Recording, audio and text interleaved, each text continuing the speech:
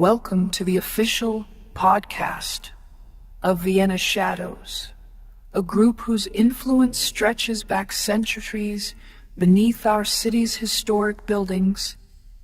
Episode by episode, we investigate the mysteries and legends of Austria's famous capital.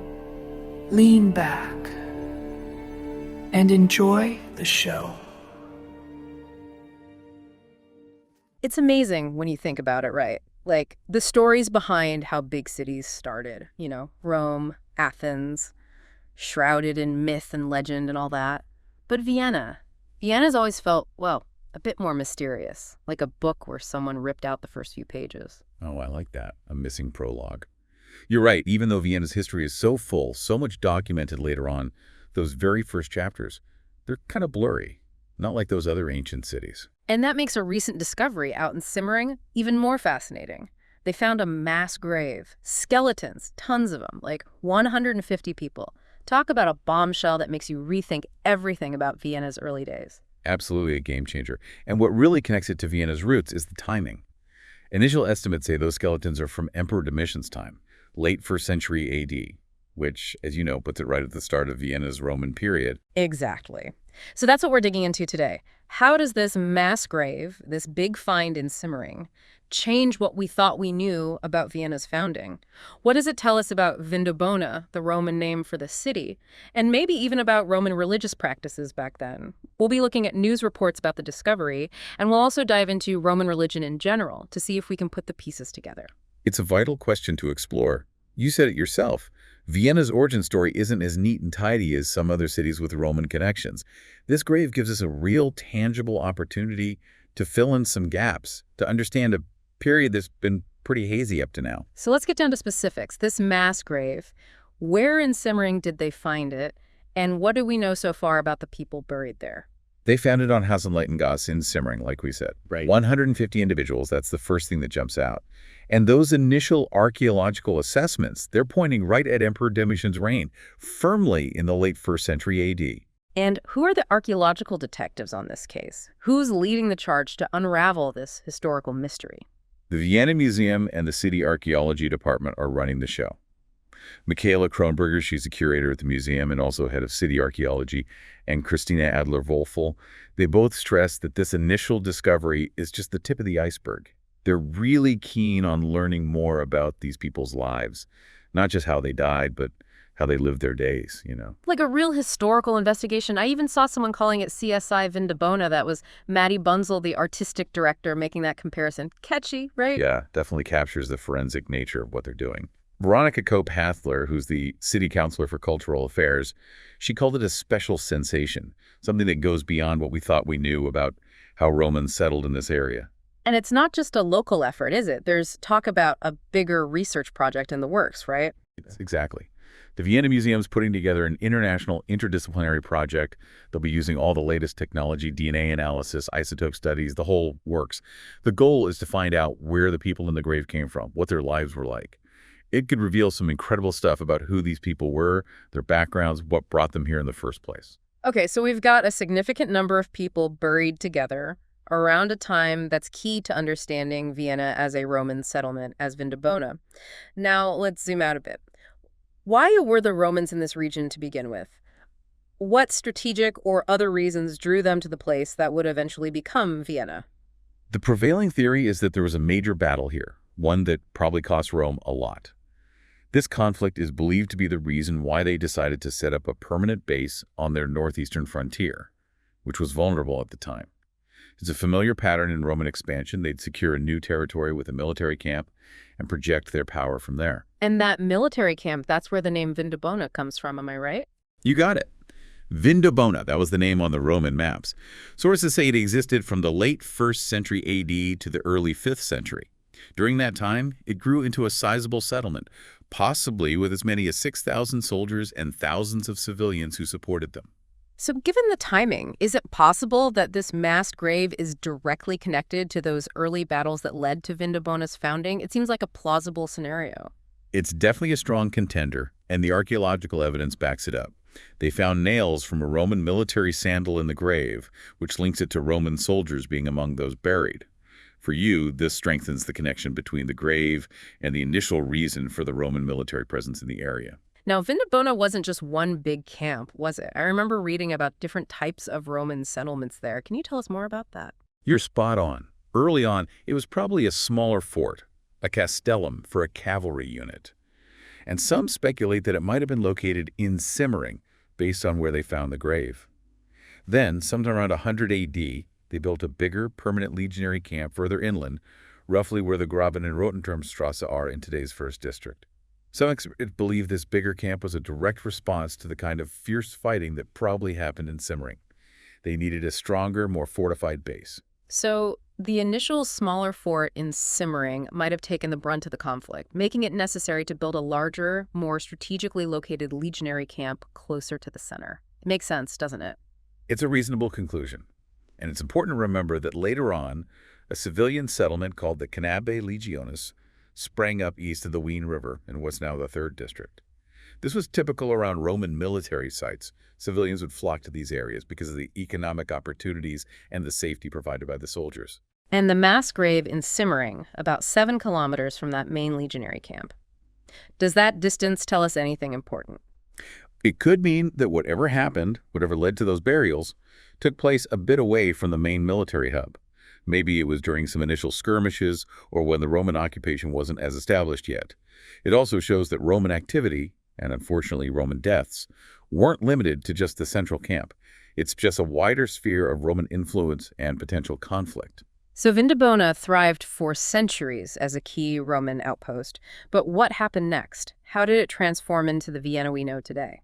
The time between the 5th and 9th or 10th centuries is a bit of a black box for Vindobona. Our sources aren't clear on exactly what happened during those years, but it probably involved a decline and changes in population. However, it's believed that people resettled the area around 800 to 1000 AD. And here's an interesting tidbit. They actually reused parts of the old Roman walls when they built medieval fortifications. This shows that the site remained strategically important, even if there wasn't continuous, uninterrupted occupation. So even though there might have been a period of decline or transformation, that foundational infrastructure, that strategic value the Romans saw in the location, it stuck around and paved the way for later settlement. You got it. What the Romans did along the Danube, that was crucial. If they hadn't been there, hadn't recognized the strategic importance of the location, Vienna as we know it might never have existed.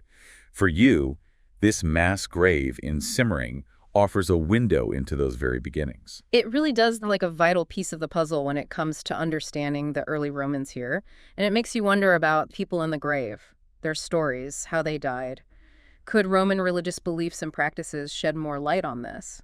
Let's see what our Wikipedia source tells us about Roman religion during that time. All right, so Roman religion, as our source explains, it was polytheistic with a big focus on orthopraxy, basically doing things right, rather than strict adherence to specific beliefs or dogma. Yeah. One of their central principles was this idea of dua des, meaning I give so that you give. It points to a kind of reciprocal relationship between humans and the gods, a sort of agreement. So it wasn't so much about personal faith or theological doctrine, but more about performing rituals correctly, making the right offerings to keep the gods happy? Precisely. The right way of doing things, especially sacrifices, that's what mattered most. Religion was everywhere in Roman life, from their daily routines to social structures with specific rituals tied to different events and activities. And unlike some later religions with one god, ancient Roman religion didn't have a fixed set of beliefs, a central authority, or a strict moral code. And their view of the divine wasn't always about specific gods with distinct personalities, was it? I remember reading about this concept of numen. Can you explain that for us? Sure. Numen is a bit more abstract. It's like a divine power, a force or a will that could manifest in different ways. It could be present in natural events, special places, even objects. Think of it less as a god with a name and more as a kind of spiritual energy permeating everything. And then you have the word religio itself, which the Romans saw as the careful, meticulous observance of their traditional rituals, rituals that connected humans and gods. Maintaining that correct relationship, that's what religio was all about. Sounds very formal, almost like a set of rules and procedures they had to follow to the letter. Exactly. Roman rituals were incredibly formal. They believed that getting every detail right, every word and action in the rituals, was crucial to appease the gods. Our source even mentions how specific they were about animal sacrifices. The type of animal, its age, its color, even the type of wood for the fire. It was all laid out in detail. That's incredible, like a divine instruction manual. You could say that. They even had sacred texts, the Libri Sibyllini, with instructions for rituals, but only certain people were allowed to consult them, and only in special situations. Besides sacrifices, other important rituals include prayers, public processions, different forms of divination like reading bird signs, auspices, or examining animal entrails, aruspicy, and purification rituals called lustratio. So was religion primarily a public thing for the Romans or a private one? Or was it a mix of both? It was definitely both. They had public cults called sacra publica, organized and paid for by the state, and private ones, sacra privata, that families and households practiced on their own. And interestingly, there was generally a lot of tolerance between these different forms of worship. Most families had little shrines at home called luraria, dedicated to protector deities like the lares, manes, and penates. And the head of the household, the paterfamilias, would usually lead their family's religious rites. I also noticed the term superstitio. What did that mean in the context of Roman religion? Superstitio was used for practices that were seen as foreign, over the top, or too different from the established public religion. It sometimes had negative connotations, often linked to those mystery cults from the eastern parts of the Roman Empire, like the cult of Bacchus. Basically, they saw it as a wrong or potentially harmful way of practicing religion compared to the traditional Roman norms. So bringing it back to Vindobona and this mass grave and simmering, how might these Roman religious beliefs and practices relate to what we're seeing in this archaeological discovery? Considering how long the Romans were in Vindobona and how large their military presence was, it's highly likely that their soldiers and the civilians with them practiced their traditional religious customs. They would have worshipped Roman gods and performed their established rituals. Understanding this religious context is key to figuring out any potential religious aspects of the mass grave. Could the mass grave itself, like how they buried the bodies, or maybe the fact that they didn't have individual burials, could that reflect certain Roman religious beliefs or practices, especially during a conflict or maybe a disease outbreak? Now, while our sources don't specifically detail how Roman military burials typically happened in a frontier setting like Vindobona at that time, it's definitely a crucial area to explore further.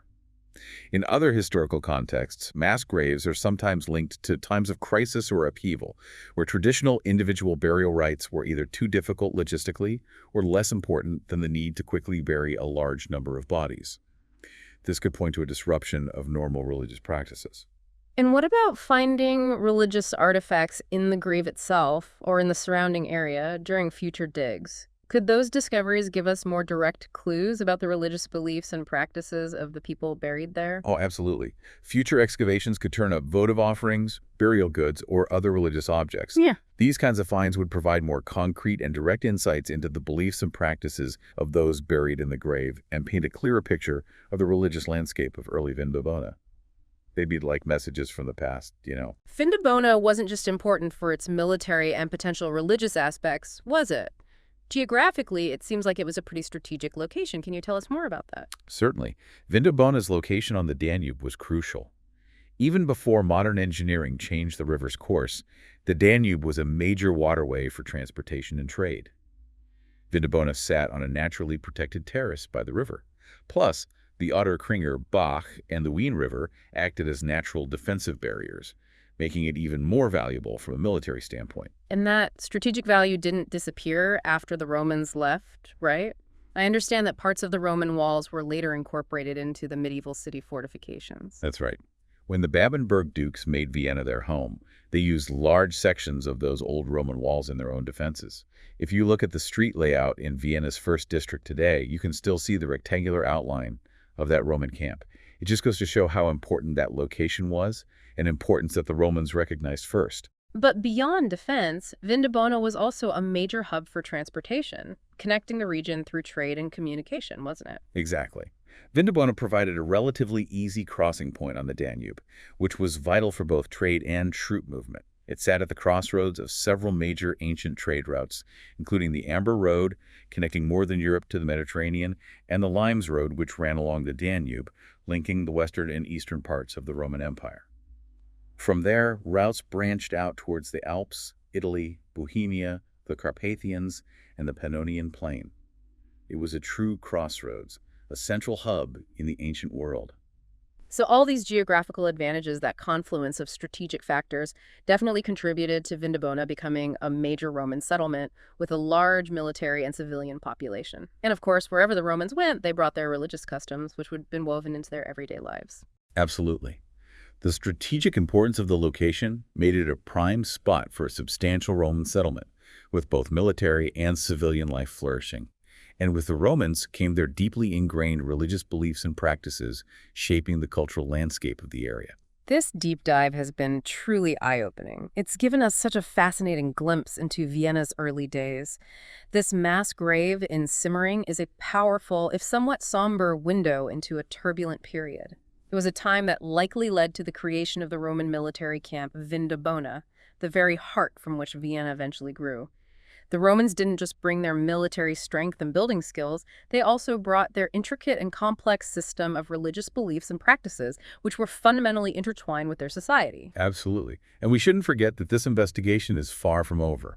The research into the Simmering mass grave may well uncover even more incredible discoveries, shedding more light on Vienna's Roman origins and providing us with a deeper understanding of the lives and perhaps the deaths of those found there.